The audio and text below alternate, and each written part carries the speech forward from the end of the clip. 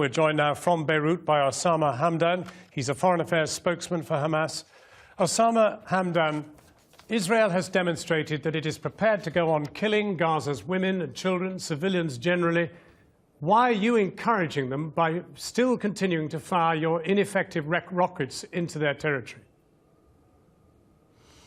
Well, in fact, the Israelis are killing women, children for 6 decades and more. They are killing the children and the women from 1948. Everyone remembers the Yassin massacre, Kafr Qasim massacre, Sabra and Shatila massacre. Everyone is remembering that. But I'm asking about the now. I'm asking about the now. They are only attacking you because you continue to attack them. Your attacks on them have virtually no effect except causing hysteria. They are killing your children, your women, by the hundred. Exactly. Well, why do you go on firing rockets? And this is their mentality. This is their history and this is their mentality. And everyone knows, and you have to know, that they have started the attack against Gaza before launching any rocket against the Israelis. There was a ceasefire in 2012, and the one who violated this ceasefire was the Israeli army. And we said from day number one that we are not willing to have a fight. We are not willing to react against the Israeli attack. And then they bombed houses, killed 11 children and women, injured more than 40 civilians. Mr. Hamdan, then there was a reaction. Then there was, excuse me, then there was a reaction. Excuse me. Yeah. No, it's not fair to say whoever started, the Palestinians have to stop. It's not fair to ask the Palestinians to give up their necks and threats for the Israelis to slaughter it whenever and however they want that. Mr. Hamdan,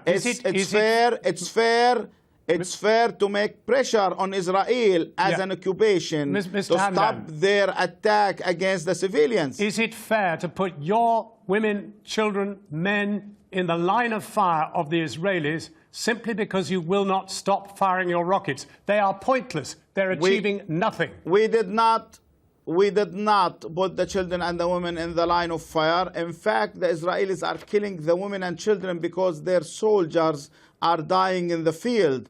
If you look at the numbers, through that fight, more than 60 Israeli soldiers were killed, and all the killing on the Palestinian side was among the civilians. Not true. You've had a number of your fighters killed coming out of the tunnels. In fact, every single one that's come out of your tunnels has died. It has been pointless. Now, why not stop? Why not stop tonight? Excuse me, it's not true. You are talking about the Israeli story, which is not a story. You are buying the Israeli story, and you are not listening to the Palestinians who are suffering, who are being killed, who are under the occupation, who are now feeling very desperate because Netanyahu destroyed the political solution and the two-state solution. He undermined the solution, the political solution. You have to understand the Palestinians. If you are willing to accept the Israeli occupation, have them to occupy your lands and your homeland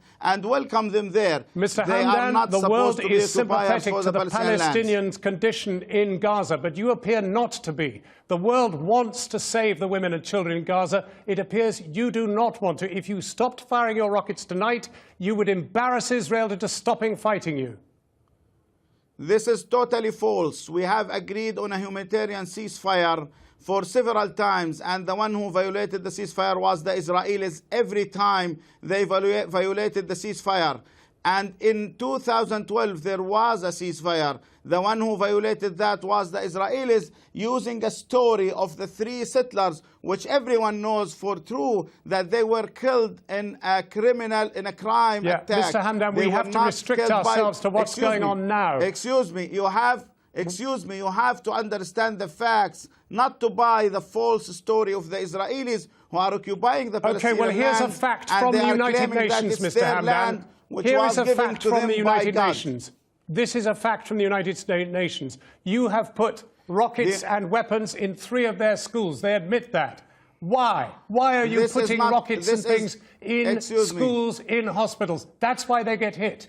This is not true. When someone said that, we called for a formation for independent investigation committee to investigate about that, and then they said it was not a real story. We are not sure about what was being said. This is what the UN answered. So we are not accepting that. We won't accept to use the schools. I want to remind you, in 2008, Mr. Hamdan, I'm sorry, we have not got time to go back into history.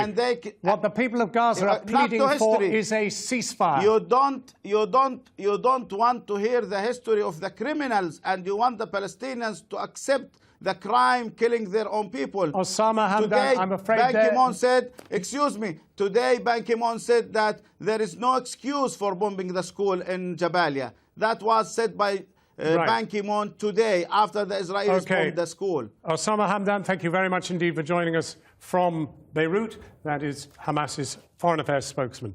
Kathy. Thanks, Jon.